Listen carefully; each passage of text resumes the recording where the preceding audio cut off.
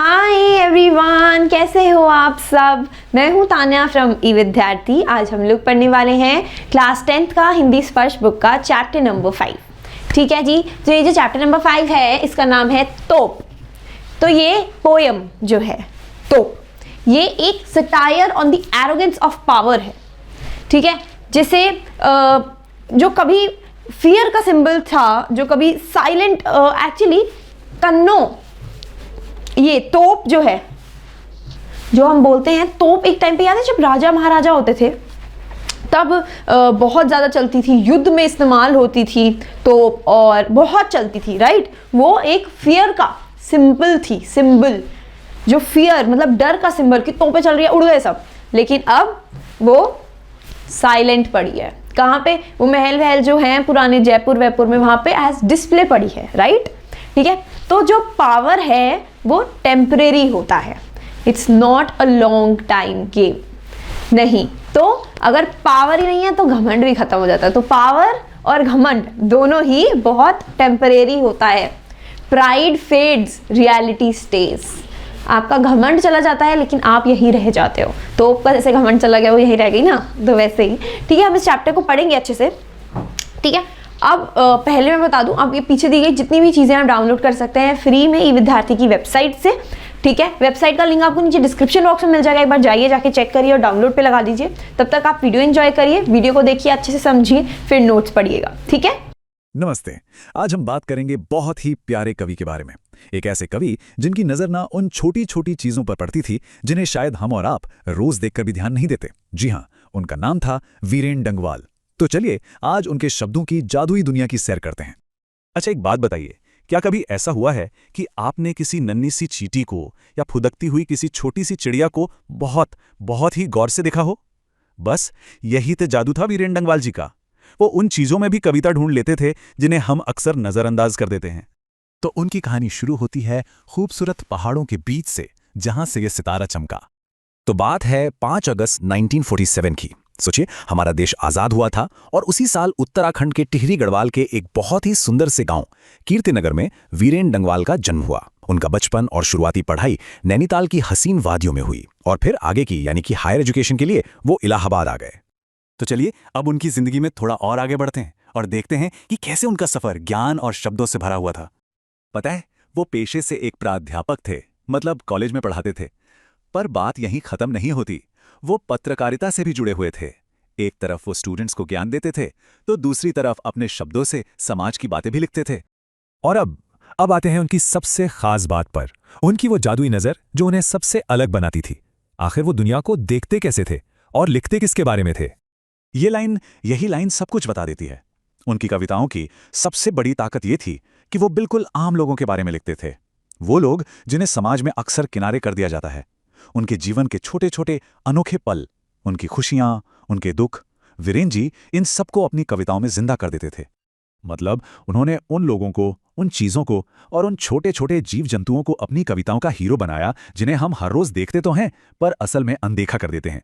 सोचिए जरा, घर के कोने में रखी कोई पुरानी सी मेज या दीवार पर धीरे धीरे चलती हुई एक चींटी, ये सब उनकी कविताओं के किरदार बन जाते थे। है ना कमाल की बात? अब भाई, जब कोई इतना दिल से और इतना अलग लिखेगा तो दुनिया तो उसे सम्मान देगी ही। उनकी किताबों और उन्हें मिले पुरस्कारों से पता चलता है कि उनका काम कितना बड़ा और जरूरी था। वीरेन जी के 2 कविता संग्रह मतलब पोएट्री कलेक्शंस बहुत ही ज्यादा मशहूर हुए। पहले का नाम है इसी दुनिया में और दूसरा है दुष्चक्र में सृष्टा। ये नाम याद रखिएगा। उनकी पहली ही किताब इसी दुनिया में के लिए उन्हें बहुत ही प्रतिष्ठित श्रीकांत वर्मा पुरस्कार मिला। और सुनिए, उनकी दूसरी किताब दुष्चक्र में सृष्टा के लिए तो उन्हें साहित्य अकादमी पुरस्कार से सम्मानित किया गया। ये साहित्य की दुनिया का बहुत ही बड़ा सम्मान होता है और इनके अलावा भी उन्हें ढेर सारे सम्मान मिले। वीरेन डंगवाल जी आज हमारे बीच में नहीं है, लेकिन उनकी आवाज, उनकी कविताएं वो हमेशा हमारे दिलों में गूंजती रहेंगी। वो सिर्फ हिंदी में लिखते ही नहीं थे, उन्होंने दुनिया के कई बड़े कवियों की कविताओं का हिंदी में अनुवाद भी किया। मतलब उन्होंने दूसरी भाषाओं के खूबसूरत शब्दों और हमारे बीच एक पुल बना दिया ताकि हम सब उन्हें पढ़ सकें। 28 सितंबर 2015 ये वो तारीख थी जब उन्होंने इस दुनिया को अलविदा कह दिया। लेकिन कहते हैं ना, एक कवि कभी मरता नहीं है, वो अपने शब्दों में, अपनी कविताओं में हमेशा जिंदा रहता है। तो चलिए आज से हम सब भी कोशिश करते हैं दुनिया को वीरेन डंगवाल जी की नज़रों से देखने की। आज अपने आसपास किसी ऐसी चीज को ढूंढिए जिसे आप रोज देखते तो हैं पर कभी गौर नहीं किया। उसे देखिए और बस मुस्कुरा दीजिए। क्या पता उस अनदेखी सी चीज में आपको भी एक प्यारी सी कविता मिल जाए। चलिए आज हम अपनी पाठ्य पुस्तक की एक बहुत ही अनोखी और गहरी कविता तोप को समझते हैं। इसके कवि हैं वीरेंद्र डंगवाल जी, और उनकी ये कविता हमें सिखाएगी कि कैसे इतिहास की एक बेजान चीज भी हमें जीवन का बहुत बड़ा सबक दे सकती है। देखिए, किसी भी कविता को पूरी तरह महसूस करने के लिए ना ये जानना बहुत जरूरी होता है कि वो किस माहौल में और किस सोच के साथ लिखी गई है। तो चलिए कविता की पंक्तियों में उतरने से पहले जरा उसकी दुनिया को समझ लेते हैं। ये हैं कवि वीरेंद्र डंगवाल जी। इनकी सबसे बड़ी खासियत ये थी कि ये बहुत ही आम रोजमर्रा की भाषा में बहुत गहरी बात कह देते थे। इनकी नजरें अक्सर उन चीजों पर पड़ती थीं जिन्हें हम और आप शायद रोज देखते हैं पर ध्यान नहीं देते, जैसे कि एक पार्क में रखी हुई एक पुरानी तोप। जब हम धरोहर शब्द सुनते हैं तो मन में क्या आता है? किले, महल, शान की बातें, है ना? पर धरोहर का एक दूसरा मतलब भी होता है। वो हमें हमारे इतिहास की गलतियां भी याद दिलाती है, दर्द भरे सबक भी सिखाती है। और ये कविता जिस तोप के बारे में है वो एक ऐसी ही धरोहर है जो सिर्फ एक निशानी नहीं, एक चेतावनी भी है। तो सवाल ये उठता है कि कोई कवि युद्ध और विनाश की निशानी एक तोप को अपनी कविता का हीरो क्यों बनाएगा? भला एक तोप में ऐसी क्या बात हो सकती है जिसमें कविता लिखी जाए? आइए कवि की आंखों से देखते हैं कि इस बेजान तोप में कौन सी कहानी छुपी है। हम इस कविता के सफर को 5 हिस्सों में तय करेंगे। पहले देखेंगे कि ये तोप कहाँ है, फिर सुनेंगे उसके शक्तिशाली अतीत की कहानी, फिर देखेंगे कि आज उसका क्या हाल है, और आखिर में समझेंगे वो गहरा संदेश जो ये तोप हमें दे रही है। तो चलिए कविता की पहली पंक्तियों से शुरू करते हैं जो हमें सीधे उस जगह ले जाती हैं जहां ये तोप रखी है। कविता शुरू होती है, कंपनी बाग के मुहाने पर धर रखी गई है ये 1857 की तोप। कवि हमें सीधे कानपुर के कंपनी बाग के गेट पर यानी मुहाने पर ले आते हैं, और वहां क्या है? 1857 के गदर की एक तोप। यहाँ एक शब्द पर ध्यान दीजिए, धर रखी गई है। रखी है नहीं, धर रखी है का मतलब है कि उसे बड़े सम्मान से एक ऐतिहासिक अमानत की तरह सहेज कर रखा गया है। और आगे कवि कहते हैं, इसकी होती है बड़ी संभाल, विरासत में मिले कंपनी बाग की तरह, साल में चमकाई जाती है 2 बार। मतलब इस तोप की खूब देखभाल होती है, बिल्कुल उस कंपनी बाग की तरह जो हमें अंग्रेजों से विरासत में मिला है। और इसे साल में 2 खास मौकों पर, शायद 15 अगस्त और 26 जनवरी पर खूब रगड़ रगड़ कर चमकाया भी जाता है। अब सोचिए कितना गहरा कटाक्ष है यहाँ। जिन अंग्रेजों के जुल्म की निशानी है ये तोप, हम उसी को अपनी आज़ादी के जश्न वाले दिनों में चमकाते हैं। अब देखिए कविता में एक जादुई मोड़ आता है। कवि इस बेजान तोप को एक आवाज देते हैं। अब तोप खुद बोल पड़ेगी और हमें अपने उस खौफनाक अतीत की कहानी सुनाएगी। सुबह शाम कंपनी बाग में आते हैं बहुत से सैलानी। उन्हें बताती है ये तोप। जो भी पर्यटक, घूमने फिरने वाले लोग बाग में आते हैं, ये तोप अपनी खामोशी से उन्हें कुछ बताती है। क्या बताती है?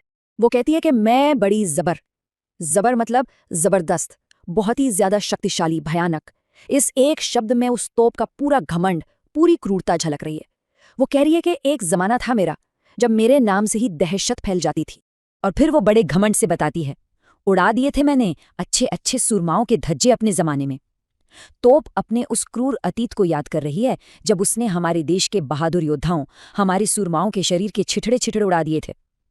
धज्जे उड़ा देना, इन शब्दों में कितना दर्द है, हमारे इतिहास की कितनी पीड़ा है। और इतना सब बताने के बाद अचानक कवि सिर्फ 3 शब्द लिखते हैं, और इन 3 शब्दों से कविता का पूरा माहौल, पूरी कहानी ही पलट जाती है। कवि लिखते हैं, अब तो बहरहाल। ये शब्द एक पुल की तरह हैं जो हमें तोप के भयानक अतीत से खींचकर धड़ाम से उसके आज के मजाकिया हाल में लाकर पटक देते हैं। बहरहाल का मतलब है, खैर छोड़ो वो पुरानी बातें, अब की सुनो। बस इतना कहते ही तोप का सारा रौब, सारा आतंक एक पल में खत्म हो जाता है। तो क्या है इस बड़ी जबर तोप की आज की सच्चाई? आज उसकी क्या हालत है? कवि बताते हैं, छोटे लड़कों की घुड़सवारी से अगर ये फारिग हो तो उसके ऊपर बैठकर चिड़ियां ही अक्सर करती है गपशप। वाह, क्या तस्वीर खींची है कवि ने। कहाँ तो वो सुरमाओं को उड़ाती थी और कहाँ आज छोटे छोटे बच्चे उसे घोड़ा बनाकर खेलते हैं। और अगर बच्चों से उसे छुट्टी मिल जाए यानी फारिग हो तो चिड़ियां उस पर बैठकर गपशप करती हैं। जहां कभी मौत की दहाड़ गूंजती थी वहां आज चिड़ियों की चहचहाट है। और यही इस कविता का सबसे बड़ा सच है, वक्त का पहिया। एक तरफ आतंक और ताकत का सिंबल और दूसरी तरफ बच्चों का खिलौना। ये कविता हमें बताती है कि समय से बड़ा कोई नहीं होता, वो बड़े से बड़े जालिम का गुरूर भी मिट्टी में मिला देता है। बात यहीं खत्म नहीं होती। कवि आगे कहते हैं कभी कभी शैतानी में वे इसके भीतर भी घुस जाती हैं, खासकर गौरैये। देखिए तो जरा हिम्मत इन नन्ही चिड़ियों की। छोटी छोटी गौरैया शरारत करते हुए उस तोप के मुंह के अंदर ही घुस जाती हैं। वो मुंह जिससे कभी मौत बरसती थी, आज वो जीवन का खेल का मैदान बन गया है। और अब हम कविता के आखिरी हिस्से में पहुंचते हैं, जहां कविता का सबसे गहरा, सबसे बड़ा संदेश छुपा है। और ये संदेश कोई और नहीं बल्कि वही नन्ही गौरैया हमें दे रही हैं। कविता की आखिरी पंक्तियां हैं, वे बताती हैं कि दरअसल कितनी भी बड़ी हो तोप, एक दिन तो होना ही है उसका मुंह बंद। वो गौरैया अपने इस निडर खेल से हमें जीवन का एक बहुत बड़ा सच बता रही हैं कि जुल्म करने वाली ताकत, चाहे वो कितनी ही बड़ी तोप क्यों ना हो, एक दिन उसका मुंह बंद होना ही है। आतंक का राज हमेशा के लिए नहीं चलता, उसका अंत तय है। तो इस पूरी कविता का सार क्या है? सार ये है कि जुल्म की, तानाशाही की उम्र बहुत छोटी होती है। आखिर में जीत हमेशा जिंदगी की होती है, आज़ादी की होती है, प्रकृति की होती है। एक छोटी सी चिड़िया की चहक में इतनी ताकत होती है कि वो बड़ी से बड़ी तोप की दहाड़ को भी हमेशा के लिए खामोश कर सकती है। उम्मीद करती हूँ आपको ये वीडियो अच्छे से समझ आ गई होगी, और अगर आ गई, do like, share and subscribe. मैं आपसे मिलूंगी नेक्स्ट वीडियो में। Till then take care and bye bye.